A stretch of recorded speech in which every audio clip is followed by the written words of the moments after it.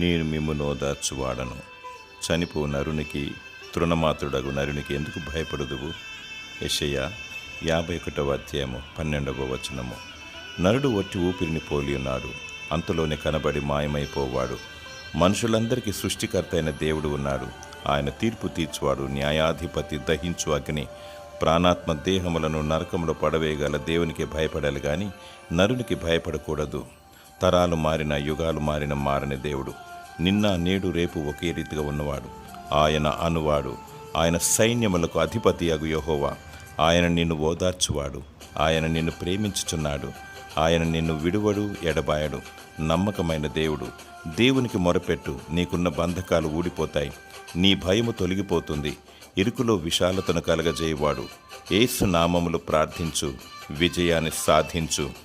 దేవుడు నీకు సమాధానము, నెమ్మదిని దయచేయునుగాక. ఆమేన్.